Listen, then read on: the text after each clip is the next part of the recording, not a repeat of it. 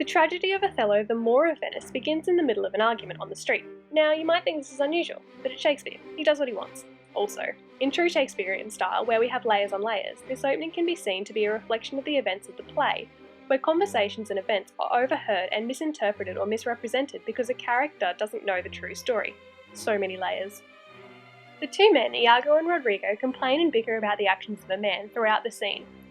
They only refer to him by pronouns or racist terms such as Moor and thick lips, who is Othello, in case that wasn't clear yet. It is obvious that Iago and Rodrigo are both mad at Othello, despite the fact that he seems otherwise respected given that he's a military general. As an audience, we have to question whether or not he really is as bad as these two say, or whether they're just whinging.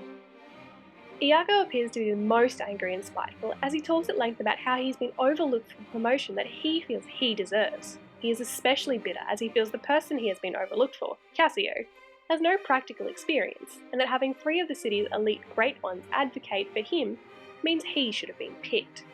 His rage combines with his jealousy here very clearly. After several complaints that people who are loved get what they want rather than people who know better, he promises his revenge. He goes so far as to say out loud that he will be purposely deceptive, because if he does wear his heart on his sleeve, the crows will peck at it. He clearly tells Rodrigo that he'll pretend to love them all, but betray him the first chance he gets. Then, we get the clearest and most accurate picture of Iago, straight from his own mouth, when he declares, "I am not what I am." Of course, we can't forget about Rodrigo and his rage and jealousy here. He isn't as awful as Iago, but he has employed Iago because Rodrigo desperately loves Desdemona and thinks he should be able to buy her love. Rodrigo is jealous that Desdemona has shown a clear preference for Othello and that they have married in secret. Rodrigo talks about how she should have fallen in love with him because he has money, and then throws around some racial insults. After this, Iago creates a nice scheme to ruin Othello and Desdemona's secret marriage bliss by waking up her father, Brabantio, to tell him what his daughter has done. Brabantio definitely doesn't believe Rodrigo straight away because he's been hanging around trying to show off to Desdemona way too much. That is until Iago and Rodrigo start to throw around vulgar and racist comments about what his daughter is up to on her wedding night. Brabantio goes inside to check if his daughter has really snuck off, and Iago takes that moment to run off, because he doesn't want anyone to know he is against Othello, even though this whole scheme is his. Brabantio returns to see just Rodrigo hanging around outside, and states the obvious. Desdemona is gone. He clearly believes that she has married Othello, but simply cannot understand her choice in partner.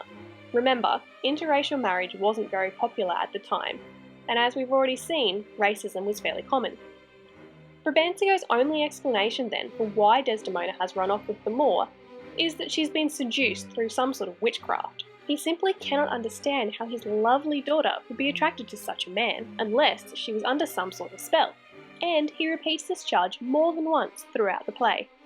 This also hints towards his knowledge that the elopement is likely to be overlooked because Othello is so well respected. The scene ends with Brabantio getting weapons and men to go and threaten Othello with. He promises that Rodrigo will be rewarded for his pains, which is odd, given that we, as the audience, know that this whole scheme was Iago's. So what have we learnt from this opening scene? Well, a lot of people hate Othello, and Iago is the president of that club. Iago is jealous, racist, sneaky, and arrogant.